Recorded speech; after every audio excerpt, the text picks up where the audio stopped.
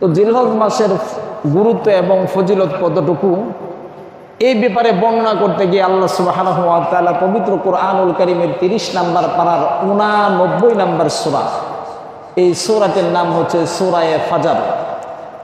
মুসল্লিদের পরিভাষায় ওয়াল ফাজরে এর সূরা। এই ওয়াল ফাজরে এর সূরার প্রথম এবং দ্বিতীয় নম্বর আয়াতে কারিমার মাঝে আল্লাহ সুবহানাহু ওয়া তাআলা ইরশাদ করেছেন ওয়াল ফাজরি ওয়া লায়ালিন আশর। এই যে দুটি আয়াতে কারিমা, এই দুটি আয়াতে কারিমার ব্যাখ্যায় রাইসুল মুফাসসিরিন হযরত আব্দুল্লাহ ইবনে আব্বাস রাদিয়াল্লাহু তাআলা বর্ণনা করেছেন আল্লাহ সুবহানাহু ওয়া তাআলার মাকাসাদ হলো, উদ্দেশ্য হলো, পারপাস হলো ওয়াল ফাজরি মানে ফজরের কসম, ওয়া লায়ালিন আশর এবং শপথ প্রথম 10টি দিনের। এই যে এই জায়গার ভিতরে আল্লাহ সুবহানাহু ওয়া তাআলা প্রথম 10টি দিনের কসম খেয়েছেন, এর দ্বারা উদ্দেশ্য হলো জিলহজ মাসের 1 থেকে 9 তারিখ পর্যন্ত, অর্থাৎ জিলহজ মাসের প্রথম 10 দিন। সুবহানাল্লাহ। তাহলে জিলহজ মাসের প্রথম 10 দিন আল্লাহ সুবহানাহু ওয়া তাআলার কাছে অনেক পছন্দনীয়।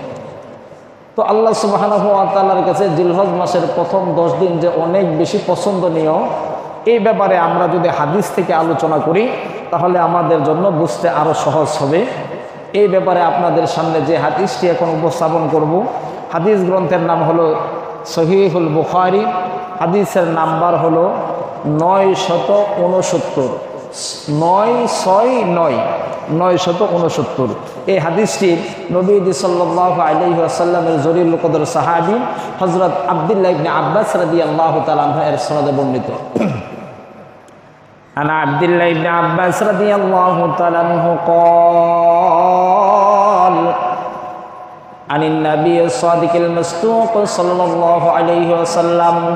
ও মেরে মুহতারাম ভাইও, জিলহজ মাসের প্রথম 10 দিনের ফজিলত কেমন, মর্যাদা কেমন, এই ফজিলত এবং মর্যাদা বর্ণনা করতে গিয়ে আল্লাহর হাবিব সাল্লাল্লাহু আলাইহি ওয়াসাল্লাম হাদিসের মাঝে ইরশাদ করেছেন মাল আমালু ফি আইয়ামিন আফদাল, মাল আমালু ফি আইয়ামি আফদাল, আর কোনো আমল নাই এতটা শ্রেষ্ঠ এবং এতটা মর্যাদাপূর্ণ মিনহা ফি হাযিহি, এই 10 দিনের মাঝে যতটা শ্রেষ্ঠ এবং মর্যাদাপূর্ণ।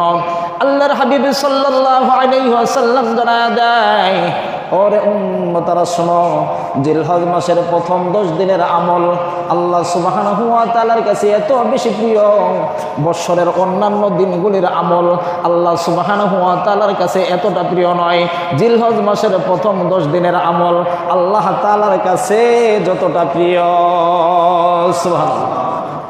তাহলে নবীজি বলতেছে আল্লাহ তাআলার কাছে জিলহজ মাসের প্রথম 10 দিনের আমল যতটা প্রিয়, এতটা প্রিয় আমল বছরের অন্যান্য দিনের আমলের মাঝে আল্লাহ তাআলার কাছে নাই।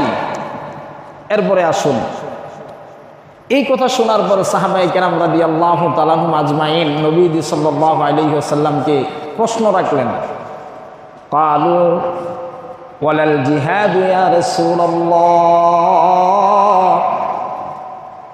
এই প্রশ্ন শুনে সাহাবায়ে কেরাম রাদিয়াল্লাহু তাআলা আনহুম নবীজি সাল্লাল্লাহু আলাইহি ওয়াসাল্লামকে জিজ্ঞাসা করে, ইয়া রাসূলুল্লাহ, ইয়া হাবিবাল্লাহ, নবীজি জিলহজ মাসের প্রথম 10 দিনের আমল যেহেতু এত গুরুত্বপূর্ণ, জিহাদের চাইতেও বেশি গুরুত্বপূর্ণ নাকি?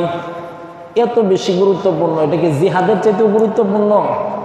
নবীজি সাল্লাল্লাহু আলাইহি ওয়াসাল্লাম বলে, ওয়ালাল জিহাদ, হ্যাঁ জিহাদের চাইতেও আরো বেশি গুরুত্বপূর্ণ। সুবহানাল্লাহ। কোন চিন্তা করেন, নবীজি সাল্লাল্লাহু আলাইহি ওয়াসাল্লাম জানায়া দেয়, ওরে উম্মতেরা শুনো, জিলহজ মাসের প্রথম 10 দিনের আমল আল্লাহ সুবহানাহু ওয়া তাআলার কাছে জিহাদের চাইতে উত্তম। সুবহানাল্লাহ। ইল্লা, তবে, এরপর নবীজি ইল্লা ইস্তিসনা মানে পার্থক্য করতেছে, শর্ত দিতেছে। ইল্লা, তবে ওই ব্যক্তির জিহাদ ব্যতীত, রাজুলুন খারাজা ইউখাতিরু বিনাফসি ওয়া মালিহি ফালাম ইয়ারজি বিশাই, ওই ব্যক্তির জিহাদের বিষয়টি হলো স্বতন্ত্র, যে ব্যক্তি তার ঘর থেকে নিজের জান মাল সব কিছু নিয়ে বের হয়ে গেছে জিহাদ করার জন্য, আর জিহাদের ময়দান থেকে খালি হাতে শূন্য হাতে ফিরে আসছে, নিজের জানমাল সব কিছু খরচ করে জিহাদের ময়দানে গেছে, কিন্তু জিহাদের ময়দান থেকে শূন্য হাতে খালি হাতে ফিরে এসেছে, ওই ব্যক্তির যেই জিহাদ, এই জিহাদের বিষয়টা হলো স্বতন্ত্র। এছাড়া স্বাভাবিকভাবে যেই জিহাদ, ওই জিহাদের চাইতেও জিলহজ মাসের প্রথম 10 দিনের ইবাদত আল্লাহ তাআলার কাছে বেশি শ্রেষ্ঠ। সুবহানাল্লাহ। তাহলে আমরা বুঝতে পারলাম হাদিসের আলোকে জিলহজ মাসের প্রথম 10 দিনের আমল অনেক বেশি শ্রেষ্ঠ, অনেক বেশি মর্যাদাপূর্ণ। তো এই জিলহজ মাসের প্রথম 10 দিনের আমলগুলি কি? এই আমলগুলির মাঝে আজকে আমরা 3টি আমল সম্পর্কে আলোচনা করব, যেইগুলি আমরা জিলহজ মাসের প্রথম থেকেই শুরু করতে পারবো এবং আমলগুলি সহজ। 3টি আমল উপস্থাপন করব। আমি আশাবাদী আপনারা এই 3টি আমল মুখস্থ রাখবেন। 3টি আমলের মাঝে 2টি আমল খুবই সহজ, একটি আমল একটু কঠিন। আমরা যারা দুর্বল মনে করি তাদের জন্য কঠিন, বাকি যারা দুর্বলতা কম তাদের জন্য কঠিন না। এই 3টি আমলের মাঝে 1 নাম্বার আমল হলো জিলহজ মাসের প্রথম 10 দিন বেশি থেকে বেশি পরিমাণে জিকির করা। আচ্ছা, জিকির করার আমল এটা কি কঠিন না সহজ? সারা বছরই কিন্তু জিকির করা যায়, আর জিকিরের আমলটা কিন্তু খুব সহজ একটা আমল। আর আল্লাহ সুবহানাহু ওয়া তাআলা যে সমস্ত ব্যক্তিরা জিকির করে, এই জিকিরকারী ব্যক্তিদেরকে জ্ঞানী বলে আখ্যায়িত করেছেন। সুবহানাল্লাহ বলেন, আল্লাযীনা ইয়াযকুরুনাল্লাহা কিয়ামা ওয়া কুউদা ওয়া আলা জুনুবিহিম ওয়া ইয়াতাফাক্কারুনা ফী খালকিল্লাহ। আল্লাহ সুবহানাহু ওয়া তাআলা ওই সমস্ত ব্যক্তিদেরকে জ্ঞানী বলে আখ্যায়িত করেছেন। আল্লাযীনা ইয়াযকুরুনাল্লাহা কিয়ামা, যে সমস্ত মানুষেরা দাঁড়ানো অবস্থায়, হাঁটা অবস্থায়, চলন্ত অবস্থায়, ও কুউদা বসা অবস্থায়, শোয়া অবস্থায়, মানে যেই সমস্ত অবস্থাগুলিতে জিকির করা জায়েজ রয়েছে, এই সমস্ত অবস্থাগুলিতে যেই সমস্ত ব্যক্তিরা জিকিরের আমলে থাকে, এই সমস্ত ব্যক্তিদেরকে আল্লাহ সুবহানাহু ওয়া তাআলা জ্ঞানী বলে আখ্যায়িত করেছেন। সুবহানাল্লাহ। এরপর আসুন জিলহজ মাসের প্রথম 10 দিনের এই জিকিরের ব্যাপারে আল্লাহ তাআলা স্বতন্ত্রভাবে আয়াতে কারিমার মাঝে নির্দেশনা দিয়েছেন। ওয়াযকুরুল্লাহা ফী আইয়ামিন মা'লুমাত, ওয়াযকুরুল্লাহা ফী আইয়ামিন মা'লুমাত। এই আয়াতের ব্যাখ্যায় রাইসুল মুফাসসিরিন হযরত আব্দুল্লাহ ইবনে আব্বাস রাদিয়াল্লাহু তাআলা বর্ণনা করেছেন। হযরত আব্দুল্লাহ ইবনে আব্বাস রাদিয়াল্লাহু তাআলা বর্ণনা করেছেন, আল্লাহ তাআলা এই আয়াতে কারিমার মাঝে মালুমাত শব্দের দ্বারা উদ্দেশ্য হলো জিলহজ মাসের 1 তারিখ থেকে শুরু করে 10 তারিখ পর্যন্ত প্রথম 10 দিন বেশি থেকে বেশি পরিমাণ আল্লাহ তাআলার জিকির করা। সুবহানাল্লাহ। আর আরেক আয়াতের মাঝে আসছে ওয়াল আইয়ামুল মা'দুদাত, আর আইয়ামে মা'দুদাত দ্বারা হলো নির্দিষ্ট কয়েকটা দিন। এই জিলহজ মাসের নির্দিষ্ট কয়েকটা দিন রয়েছে, যেই দিনগুলিতে ফরজ নামাজের পরে তাশরিক পড়তে হয়, আছে না নাই? ওটা হলো আইয়ামে মা'দুদাত। আর প্রথম 10 দিন জিকিরের যে আমল, এটা হলো আইয়ামে মা'লুমা। তো জিলহজ মাসের প্রথম 10 দিনের জিকির আল্লাহ সুবহানাহু ওয়া তাআলার কাছে বছরের অন্যান্য দিনের আমলের চাইতেও অনেক বেশি শ্রেষ্ঠ। এই ব্যাপারে আসুন সাহাবায়ে কেরাম কেমন করে আমল করতেন। মুসনাদে আহমদের 5446 নম্বর হাদিস, হযরত আব্দুল্লাহ ইবনে ওমর এবং হযরত আবু হুরায়রা রাদিয়াল্লাহু তাআলা আনহু। হযরত আব্দুল্লাহ ইবনে ওমর রাদিয়াল্লাহু তাআলা এবং হযরত আবু হুরায়রা রাদিয়াল্লাহু তাআলা আনহু জিলহজ মাসের প্রথম থেকে শুরু করে 10 তারিখ সময় পর্যন্ত বাজারের মাঝে যখন যাইতেন, তখন এই সাহাবীদ্বয় রাদিয়াল্লাহু তাআলা আনহুমা তাকবীরের আমল করতে করতে যাইতেন, জিকিরের আমল করতে করতে যাইতেন। সুবহানাল্লাহ। তাহলে আমরাও তো রাস্তাঘাটে চলাফেরা করি, বাজারের মাঝে আসা যাওয়া করি, আমরাও করতে পারবো না ইনশাআল্লাহ? এই তো হাদিসের মধ্যে আসছে যে জিলহজ মাসের প্রথম 10 দিন তোমরা বেশি বেশি করে তাকবীর বলবা। বলে তাকবীর কি? আল্লাহু আকবার। আপনারাও জোরে বলেন আল্লাহু আকবার। দ্বিতীয় নাম্বার হলো তাহমিদ। তাহমিদ হলো আলহামদুলিল্লাহ, বলেন আলহামদুলিল্লাহ। তাকবীর হলো আল্লাহু আকবার, তাহমিদ হলো আলহামদুলিল্লাহ। আর তাহলিল হলো লা ইলাহা ইল্লাল্লাহ, বলেন বলেন। আর তাসবিহ হলো সুবহানাল্লাহ, বলেন। এই চারটা জিকির তোমরা জিলহজ মাসের 1 থেকে 10 তারিখ পর্যন্ত বেশি বেশি করবা। হযরত আব্দুল্লাহ ইবনে ওমর, আবু হুরায়রা রাদিয়াল্লাহু তাআলা আনহুম আজমাইন, এইরকম বড় বড় সাহাবায়ে কেরাম রাদিয়াল্লাহু তাআলা আনহুম আজমাইন গণ জিলহজ মাসের প্রথম যেই 10 দিন ছিল, এই 10 দিন এই আমল করতে করতে তারা বাজার পর্যন্ত যাইতেন।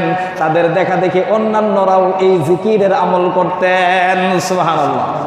তাহলে জিলহজ মাসের 1 নাম্বার আমল হলো বেশি থেকে বেশি করে জিকির করা, বেশি থেকে বেশি পরিমাণ।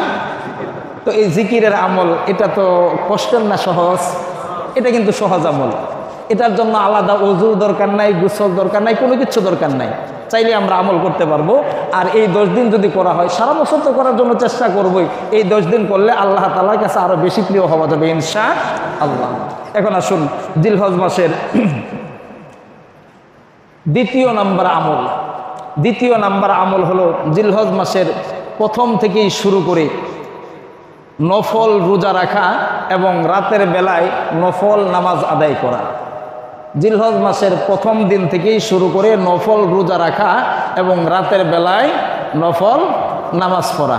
এটাকে আর কি আমি একটু কঠিন বলছি, তার কারণ হলো যে রমজান মাসে হুজুর আমরা পর্দা টানাইয়া খাই, আর আপনি আছেন জিলহজ মাসে রোজা লইয়া। এটা তো আপনার বিলাসিতা গল্প ছাড়া আর কিছু না, এজন্য আর কি বলছি, অন্য কিছু মনে করবেন না। এটা কষ্টের, ওই আগেরটা সহজ ছিল, ঠিক আছে না? তবে যারা করতে পারবেন তাদের জন্য আলহামদুলিল্লাহ সহজ। জিলহজ মাসের 1 10 দিনের রোজা কতটা ফজিলতপূর্ণ, এই হাদিসের মাঝে একটু দুর্বলতা রয়েছে, তবে আমলের ক্ষেত্রে কোনো সমস্যা নাই। এই হাদিস গ্রন্থের নাম হলো সুনানুত তিরমিজি, হাদিসের নাম্বার হলো 758 আন্তর্জাতিক নাম্বার। এই হাদিসটি হযরত আবু হুরায়রা রাদিয়াল্লাহু তাআলা আনহুর সনদে বর্ণিত। আন আবি হুরায়রা রাদিয়াল্লাহু তাআলা আনহু قال قال النبي الصادق المصدوق صلى الله عليه وسلم, ও মেরে মুহতারাম ভাইও, জিলহজ মাসের 1 10 দিন রোজা রাখা কেমন ফজিলতপূর্ণ, কেমন মর্যাদাপূর্ণ, এ ব্যাপারে আমার নবীজি সাল্লাল্লাহু আলাইহি ওয়াসাল্লাম হাদিসের মধ্যে ইরশাদ করেছেন, মা মিন আইয়ামিন আহাব্বু ইলাল্লাহ, আল্লাহ তাআলার কাছে এর চাইতে বেশি আর কোনো প্রিয় আমল নাই, আইয়ুতা আবাদা লাহু ফিহা মিন আশরি জিলহজ, জিলহজ মাসের 1 10 দিনের মাঝে যেই ইবাদতগুলি করা হয়, এই ইবাদতের চাইতে আল্লাহ তাআলার কাছে বেশি পছন্দনীয় অন্য কোনো আমল আর অন্য কোনো ইবাদত নাই।